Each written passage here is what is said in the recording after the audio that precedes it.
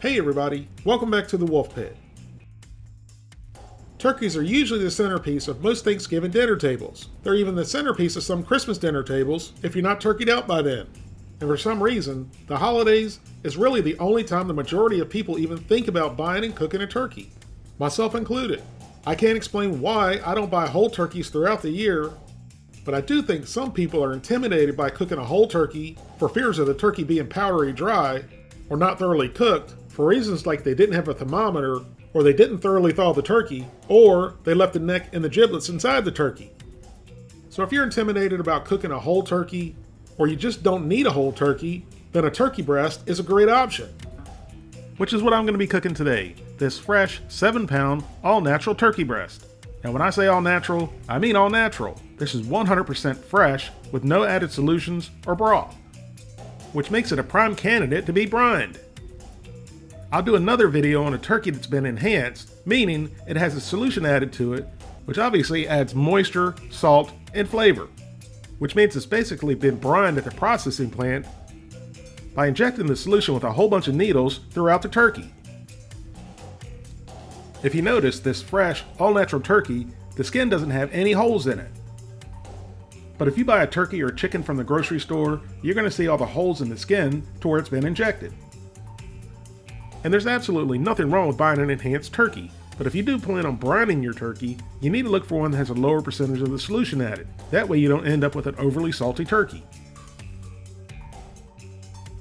So brining a turkey or turkey breast is like an insurance policy and guaranteeing you that you're not going to dry the turkey or turkey breast out. But I also like the subtle flavors that a brine can add to meat. So even though I did brine this turkey breast, it's not really necessary with such a quality turkey. Scooter, shut up before you say it. I was just gonna say you're supposed to wash the turkey breast before you cook it because it's dirty. Scooter, you're wrong. Look it up on the FDA website before you say anything. But by all means, if you and your kin want to wash your poultry, go right ahead. So let's get our turkey unwrapped and see what it looks like.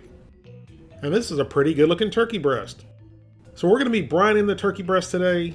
So for us, the simplest way to do this is to remove the turkey or turkey breast from the packaging and then place it into a 2.5 gallon Ziploc bag. And of course you can use a big pot, a bucket, or a cooler to brine your turkey in. I mean, if you had to and you had enough salt, you could use your swimming pool. Use whatever works for you. So once the turkey breast is in the bag, set it aside. And now let's get our brine ready. A brine technically only has 2 ingredients, water and salt. But in order for a brine to work, you have to have the proper water and salt ratio. Otherwise, your meat's just simply soaking in salted water and not actually brining. And you can use any kind of salt you like, regardless of what anyone says. But I would avoid iodized salt. Besides that, salt is salt, whether it's table salt, kosher salt, canning salt, pickling salt, etc. The amount of weight to volume is what's different. The taste of some salts are also different. But in order to make osmosis work, which is the chemical reaction when you brine, salt is salt. So as long as you have 10 ounces of salt per gallon of water, you have a proper brine. For example, for 10 ounces of salt, you would need 1 cup of table salt, or 1.5 cups of Morton kosher salt, or 2 cups of Diamond kosher salt. So for today's turkey breast, we're making 1 gallon of brine. So we added 1.5 cups of Morton kosher salt and 1/2 cup of brown sugar. Now at this point, you can add any other herbs and spices you like.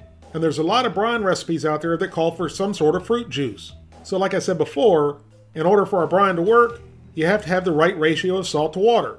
Or in the case of fruit juice, liquid. So if you're using a brine recipe with other liquids in it, you need to subtract that amount of water you add to the brine. Otherwise, you've diluted your brine and it's just not going to work. So we just poured in 1 quart of cold water. Now even though the pot and brine are on the stove, we're not heating it up.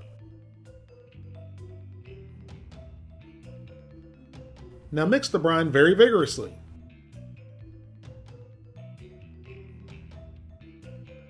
And at first, all the salt and sugar is not going to dissolve.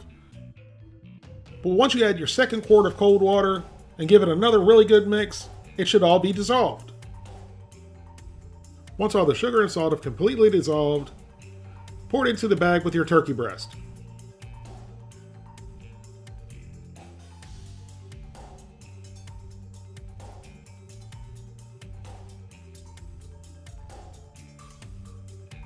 followed by another quart of cold water,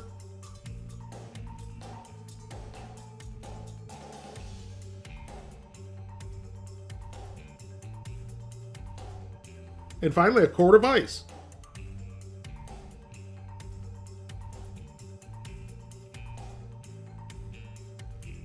Now work the air out of the bag and then seal it up. And just to make things easier in case it leaks, and to keep the breast sitting the way you want to, totally submerged into the brine, just put it in a bowl. And then this goes into the refrigerator for 24 hours. Now I'm smoking this turkey breast, but if you want to cook this in the oven, you can. Just bump your temperatures up to 325 to 350 degrees. To smoke this turkey breast, you'll need to preheat your grill or smoker to 275 degrees. It's time to add our turkey breast, which we've already drained, rinsed, and patted dry with paper towels. We put it into an aluminum pan to catch the drippings to make gravy with later. Once you get it into the pan, you might have to talk to it to coerce it to stand up the way you want it to. Or you could add some apples, oranges, potatoes, carrots, or whatever you want around it to help it stand up. Mrs. Wolfpit had a few choice words for it, and it finally decided to cooperate. Now slide it into the center of the Kodiak, and then insert the meat probe into the thickest part of the breast, ensuring that the tip of the thermometer is not touching bone. And the smoke wood of choice for today's cook is applewood. Now close the lid and let the turkey breast smoke at 275 degrees for 45 minutes. And here's what our turkey looks like after smoking at 275 degrees for 45 minutes. And to give that skin a beautiful brown tan, we sprayed it with a little bit of cooking spray. And speaking of the skin, if you want really extra crispy skin, you're going to want to smoke your turkey or turkey breast between 325 and 350 degrees. I like smoking my turkey and turkey breast at lower temperatures because in my opinion, it gives the turkey meat a better texture and a better smoke flavor. So I'm more concerned with the flavor and texture of the turkey meat than I am the skin. Now close the lid and let it smoke for another 45 minutes. And here's our turkey breast after smoking for another 45 minutes at 275 degrees for a total of an hour and a half so far. And it was looking and smelling really good, but the temperature was only at 150 degrees. So we gave it one more spray with cooking spray, closed the lid, and let it continue to smoke until it reached 160 degrees. After 25 more minutes of smoking at 275 degrees, our turkey breast is at 160 degrees. So we took it off the Kodiak and let it rest for about 20 minutes before we sliced it. After letting our turkey breast rest for 20 minutes, it's time to slice. Hold on a second, did you see that? Watch it how juicy this turkey is. It's just bursting with juices. And for anyone who's concerned with the pink meat in the turkey, that's due to the chemical reaction from the brine and the smoke. And it's perfectly safe to eat as long as you cooked it to a proper temperature. Mrs. Wolfpit and I couldn't wait another minute and we had to try a slice. Can you believe how juicy this turkey is? And it was as tender as it was juicy. The applewood pellets gave it a nice sweet mild smoke flavor, and then you get the subtle saltiness and sweetness from the brine. The best thing about this brine and smoked turkey recipe, you start off with the basic brine, and you can tweak it to your likings, adding any other herbs, spices, vegetables, and fruits. And this recipe will also work in your oven if you don't have a grill or smoker, or you simply don't want to smoke your turkey. Thank you all very much for watching, and I'll see you soon.